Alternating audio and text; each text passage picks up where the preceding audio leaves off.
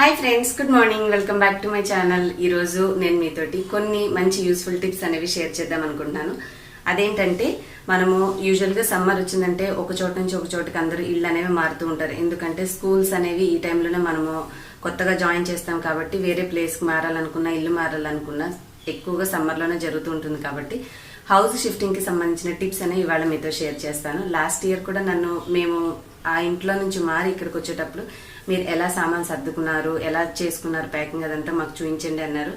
కాకపోతే ఆ టైంలో నా దగ్గర ఒక షూట్ చేయడానికి కెమెరా స్టాండ్ లేకపోవడం ఒకటి ప్రాబ్లం అయింది. ప్లస్ ఇంకొకటి వర్క్ మొత్తం నేనే చేసుకుంటాను కాబట్టి నేను ఆ పని బిజీలో ఉండి నాకు అంత కంఫర్ట్ అనిపించలేదు లాస్ట్ టైం అనేది షూట్ చేయడానికి.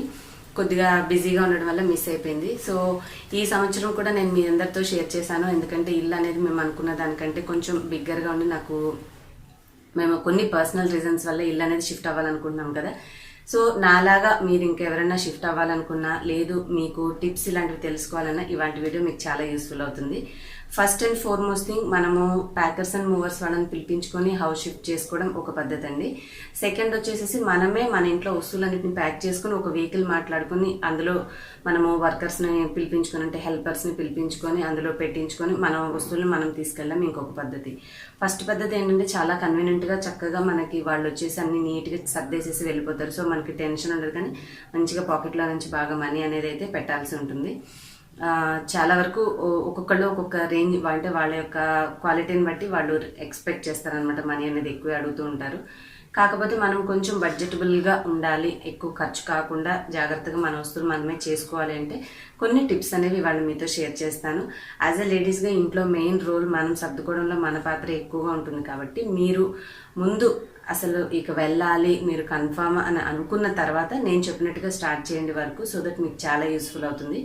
ఫస్ట్గా మనం వర్క్ ఎలా చేసుకోవాలంటే, ఇల్లు మొత్తంలో ఒకసారి అబ్జర్వ్ చేయండి. మనం ఎక్కడెక్కడ వస్తువులు ఏ ఏరియాస్లో పెట్టాము, ఎక్కడెక్కడ ఉన్న వస్తువులకి ఎంత పని చేస్తే ఎంత టైం పడుతుంది అనేది ఆలోచించుకొని ఆల్మోస్ట్ ఒక 10 to 15 days, మినిమం 15 రోజులు కాకుండా ఒక 10 రోజుల ముందు నుంచి మీరు కనుక ప్లాన్ చేసుకొని, ఇది కిచెన్ ఏరియా, ఇవి డైనింగ్ ఏరియా, డ్రెస్సింగ్ ఏరియా, బీరువా ఒక రోజు, ఎందుకంటే బీరువా అనే ఉంటుంది కానీ ఆ బీరువాలో గజిబిజిగా ఉన్నవన్నీ సర్ది అందులో అన్నీ తీసి దాంట్లో రకరకాల పేపర్స్, ఒకసారి షిఫ్ట్ అయ్యి ఒక చోట నుంచి ఒక చోటుకి వెళ్ళామంటే ఏదైనా ఒక పేపర్ అలాంటివి మిస్ అయినాయి అంటే చాలా ఇబ్బంది అవుతుంది. కాబట్టి మనము ముందు ఏరియాలో ఎక్కడెక్కడ ఏరియాలో ఎంతెంత వర్క్ లోడ్ ఉందనేది చూసుకొని ఫస్ట్ డివైడ్ చేసుకొని ఆ ఏరియా వైజ్గా మీరు ఒక పేపర్ మీద రాసుకోండి. ఇది వినడానికి సిల్లీగా ఉంటుంది కానీ కొంచెం పాటించడానికి మనకి చాలా బాగుంటుంది. మీరు ఏ ఏరియాలో డిసైడ్ చేసుకున్నారో అవన్నీ రాసుకుంటే ఒక్కొక్క రోజుకి ఒక్కొక్కటి అన్నట్టు పెట్టుకుంటే ఎన్ని రోజులు వస్తుంది మనం పార్ట్ చేసుకున్నది అనేది ఫస్ట్ అర్థమవుతుంది. సో దట్ మీ హ్యాండ్లో ఎన్ని డేస్ వర్క్ టైం ఉంది, మీరు ఈ పనిని ఎంతకాలంలో చేయగలరు అనేది తెలుస్తుంది. సో ఇక్కడ మనం చేసుకోవాల్సిన ఫస్ట్ అండ్ ఫార్మోస్ట్ పని ఏంటంటే, ఒక్కొక్క ఏరియా ఒక్కొక్క రోజు చూస్ చేసుకుని మీరు అక్కడ ఉన్న వస్తువుల్ని ముందు ఉపయోగపడేవన్నీ ఒక పక్కన పెట్టుకోవాలి. ఉపయోగపడేవే కానీ మనకి ఇప్పుడు అవసరం లేదు, వేరే వాళ్ళకి ఇచ్చేసేవి ఒకలాగా, అవసరం లేని చెత్త చెదారం అంతా కూడా తీసేసి బయట పెట్టాలి. ఇలా చేయడం వల్ల మనం ఒక్కొక్క రోజు ఒక్కొక్క ఏరియా చేసుకోవడం వల్ల ఇల్లంతా ఖాళీ చేసినప్పుడు ఒక్కసారి ఎంత వేస్ట్ మెటీరియల్ మనం వదిలేసేసి రెంట్ ఇళ్లలో వెళ్లకుండా ఏ రోజు చెత్త అనేది ఆ రోజు చక్కగా క్లటర్ అనేది మనం బయట పడేస్తూ ఉంటే మనకి అదంతా చూడడానికి ఆడ్గా లేకుండా ఏ రోజుకి ఆ రోజు ఇల్లు అనేది కొంచెం కొంచెం అన్నెసెసరీ థింగ్స్ అన్ని బయటకు వెళ్ళిపోతూ ఉంటాయి. మీకు కూడా ఉన్న వస్తువుల్లో ఏవి ఉపయోగపడితే ఏవి అవసరం లేదు వేరే వాళ్ళకి ఇచ్చేయచ్చు అనేవి కూడా అర్థమవుతాయి. కాబట్టి ఆ రోజు చేసిన వర్క్కి మిగతావి నెక్స్ట్ డే మనము తీసేసేస్తూ ఉంటే ఇల్లు అనేది కొంచెం కొంచెం సర్దుకోవడం తేలికైపోతూ ఉంటుంది. ప్లస్ ఈ విధంగా డివైడ్ చేసి రోజుకు కొంచెం కొంచెం వర్క్ చేసుకోవడం వల్ల మనకి వర్క్ లోడ్ అనిపించకుండా మనం చేసుకునే ప్రతిరోజు పనిలోనే కొంత టైం, ఒక 1 or 2 hours లేదంటే మ్యాక్సిమం 3 hours దీనికి కేటాయించుకుంటే అర్లీ మార్నింగ్ లేస్ చేసుకోవడమా, లేదంటే పని అంతా అయ్యాక చేసుకోవడమా, లేదంటే ఎక్కడ వాళ్ళు అక్కడికి వెళ్ళాక మధ్యాహ్నం చేసుకోవడం అనేది మీ ఇంట్రెస్ట్. ఈ విధంగా ప్లాన్ చేసుకొని ఆ ఏరియా వరకు చేసేసి క్లీన్ చేసేసుకున్నారనుకోండి, ఒక 10 daysలో మ్యాక్సిమం నాకు తెలిసి ఒక ఇంటిని మొత్తం మనం అంతా లైన్ చేసేసేయచ్చు. సో ఇది ఫస్ట్ థింగ్. నెక్స్ట్ ఇక కిచెన్లోకి వచ్చేసిన తర్వాత మనకి కిచెన్ చూడడానికి చిన్నగా ఉంటుంది కానీ తీయడం మొదలు పెడితే ఇంత డబ్బాల కానించి ఇంత పెద్ద డబ్బాల వరకు బోలెడని ఉంటాయి. ప్రతిదీ మనము ఒక ఇంట్లోకి వెళ్ళినప్పుడు మంచిగా కడుక్కొని శుభ్రంగా ఉంచుకుంటే బాగుంటుంది. కాబట్టి మనం ఒకటేసారి 100 గిన్నెలు పని వాళ్ళకి వేయలేము, అలానే మనము కడగలేము.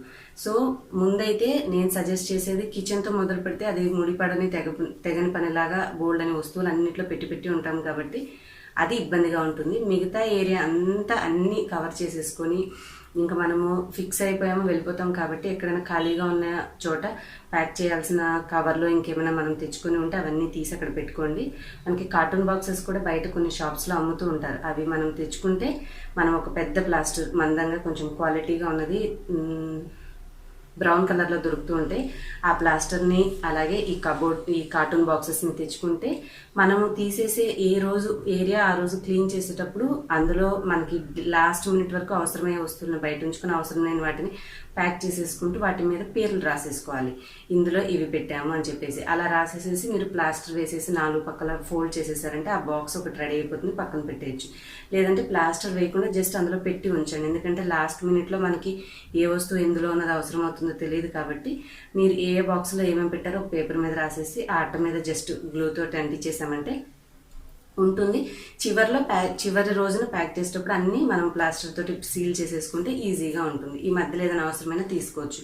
సో అలాగా అవసరమైనవి ప్యాక్ చేసుకుని పక్కన పెట్టుకుంటూ అవసరం లేనివి బయట వాళ్ళకి ఎవరికైనా ఇచ్చేసి వేస్ట్ అన్నీ తీసి బయట పడేసేస్తే వేస్ట్ అంతా కూడా ఏ రోజు ఆ రోజు క్లియర్ అయిపోతూ ఇల్లు అనేది చక్కగా శుభ్రంగా ఉంటుంది. ఇంకా మనకి లాస్ట్ మినిట్లో వరకు ఉపయోగపడే ఏంటంటే water purifier, geyser, AC, fans ఇలాంటి మన వస్తువులు ఏమన్నా కరెంటువి ఫిట్టింగ్ చేసి ఉంటే వీటన్నిటిని మీరు ఒక చిన్న పేపర్ మీద బ్యాక్ సైడ్ మీరు వర్క్ చేయాలనుకున్న ఏరియా వైజ్గా కాకుండా నెక్స్ట్ పేజీలో రాసి పెట్టుకోండి. ఎందుకంటే మనము తీసేసిన సామాన్ తీసుకెళ్ళిపోయే హరీలోనే ఉంటాం, కానీ అక్కడక్కడ ఫిక్స్ చేసినవి ఈజీగా మర్చిపోతూ ఉంటాం. ఎందుకంటే ఇది మాకు ఎక్స్పీరియన్స్ అయింది. అలాగే మేము కొన్ని వస్తువులను వదిలేసుకోవాల్సి వచ్చిందనమాట.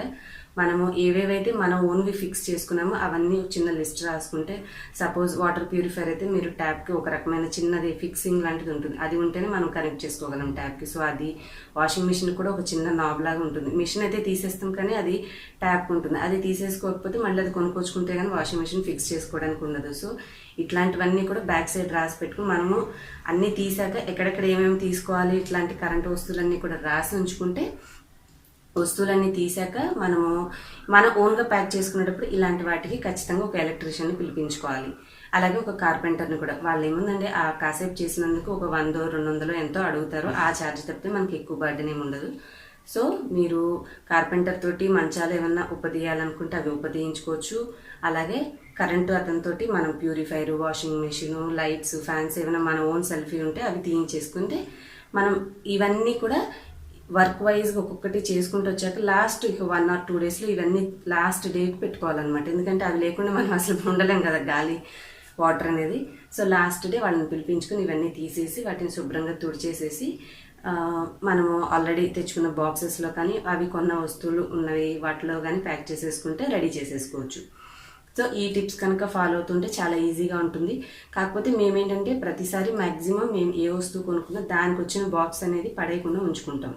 ఎందుకంటే షిఫ్టింగ్ చేసేటప్పుడు మా ఓన్ ప్యాకింగ్ చేసుకుంటాం కాబట్టి ఇప్పుడు ఒక రైస్ కుక్కర్ కొన్నా ఆ రైస్ కుక్కర్కి వచ్చిన బాక్స్ అనేది నేను అలాగే ఉంచుతాను, ఏదో ఒక విధంగా అటకల మీద వేసేసి. దానివల్ల ఏమవుతుందంటే అది కొంచెం డస్ట్ పట్టేసినా కూడా వెళ్ళే ముందు దులుపుకొని దాన్ని శుభ్రం చేసుకొని దాంట్లో ఈ వస్తువుని పెట్టేసేస్తే అవి వస్తువులు మనం బండిలో పెట్టుకోవడానికి తేలిగ్గా ఉంటాయి. ప్లస్ ఫర్నిచర్ ఇవన్నీ కూడా మనము తీసేసిన తర్వాత మనకి పురికొసాన్ని దొరుకుతూ ఉంటుంది. అది తెప్పించుకొని మనకి ఒక బ్రౌన్ షీట్స్ లాంటివి కొంచెం ఏమైనా దొరుకుతాయి, లేదంటే గోతాలు కానీ పాత గోతాలు కానీ ఏమైనా ఉంటే వాటికి చుట్టేపిస్తే ఏమవుతుందంటే మనం వస్తువులు అందులో వేసేసినప్పుడు గీతలు పడకుండా జాగ్రత్తగా మెయింటైన్ చేసుకోవచ్చు. ఇంకా కొద్దిగా ఈ డంపింగ్ మనం వస్తువులు వ్యాన్లో పెట్టినప్పుడు ఇవి ఒకదానికొకటి రాసుకోకుండా మనం కొంచెం పిల్లోస్ అట్లాగా చిన్న చిన్న జాగ్రత్తలు అవి మనము బండిలో పెట్టుకునేటప్పుడు కేర్ తీసుకోవాలి. కాకపోతే మీరు ఏ వస్తువు కొనుక్కున్నా కూడా మెయిన్గా బాక్స్లు అనేవి మెయింటైన్ చేసుకుంటే ఖాళీ చేసేటప్పుడు ఆ డబ్బాలన్నీ ఇంట్లో చికాగ్గా ఉన్నా కూడా మనం ఖాళీ చేసేటప్పుడు మనకు బాగా మన వస్తువులన్నీ అందులో పెట్టుకోవడానికి ఉపయోగపడతాయి అన్నమాట. ఇలాగ చేసుకొని ఇంకా చివరిగా నేను చెప్పినట్టుగా కిచెన్కి వచ్చాక కిచెన్ ఒక 2 days డివైడ్ చేసుకొని మీరు అందులో ఉన్న సరుకులన్నీ కూడా చిన్న చిన్న జిప్లాక్ బ్యాగ్స్ దొరుకుతూ ఉంటాయి.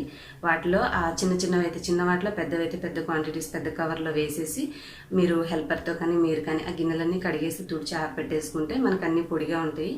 ఏవి అవసరమో అవి వాడుకుంటూ అవసరం లేనివన్నీ తీసేసి ఒక గోతానికో దేనికో దానికి వేసేసి పక్కన పెట్టేసామంటే కిచెన్ కూడా నీట్గా క్లియర్ అయిపోతుంది. సో దట్ ఏంటంటే మనం ఏ పని చేయకుండా అలాగే ఉంచితే ఏ మూల చూసినా మనకు వస్తువులే ఉన్నట్టు కనిపిస్తాయి. కానీ ఈ విధంగా ఒక 10 days ప్లాన్ చేసుకుని ఏ రోజు సామాన్ ఆ రోజు క్లియర్ చేసుకుంటా కనుక మీరు వచ్చేసారంటే హ్యాపీగా మన ఇల్లంతా మనం అనుకున్నట్టు ఒక 10 రోజుల్లో దగ్గరకు వచ్చేస్తుంది. కాస్త ఒక 4 ముగ్గురు హెల్పర్స్ని పిలిపించేసేసుకొని కొంచెం ఆ బీర్వాల్ కానీ వాషింగ్ మిషన్ ఫ్రిడ్జ్ ఇవి కొంచెం వాళ్ళకి దగ్గరుండి మనం కనుక సేఫ్గా ప్యాక్ చేసేసుకుంటే మిగతా వస్తువులన్నీ కూడా క్లోత్స్ అయితే మేము కాటన్ బాక్సెస్లో పెట్టేవాళ్ళం అండి. కిచెన్ ఐటమ్స్ అంటే మాకు డ్రమ్స్ ఉన్నాయి, ఎప్పుడో కొనుక్కున్నవి, సో వాటిలో పెడుతూ ఉంటాము. లేదంటే వాటికి కూడా మీరు ఆ కాటన్ బాక్సెస్ అనేవి తెప్పించుకొని అందులో వేసేసేసుకోవచ్చు.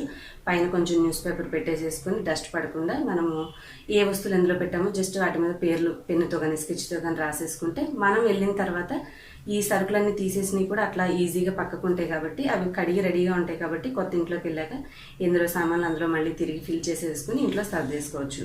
సో నేనైతే ఈ విధంగానే ఇన్ని సంవత్సరాలు చేసుకుంటూ వచ్చాను. సో నాకున్న ఎక్స్పీరియన్స్ తోటి మీకు తప్పకుండా హెల్ప్ అవుతాయని ఈ టిప్స్ షేర్ చేశాను. సో మీకు యూస్ఫుల్ అయితే ఈ విధంగా ట్రై చేసి చూడండి. అమ్మో ఇంత పని మేము చేయలేము, మా వల్ల కాదు, మాకు ఇవన్నీ మళ్ళీ ఇబ్బంది, తలకాయ నొప్పి ఎందుకులేండి అనుకుంటే హ్యాపీగా మీరు ప్యాకెట్స్ అండ్ మోర్స్ వాళ్ళని పిలిచేసేస్తే సరిపోతుంది.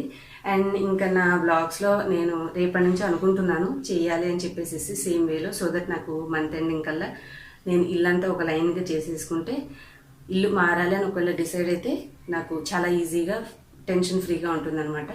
కుదిరితే నా బ్లాగ్స్లో వర్క్ రొటీన్ ఇంక్లూడ్ చేయడానికి ట్రై చేస్తాను. బ్లాగ్స్ అనేవి చూస్తూ ఉండండి.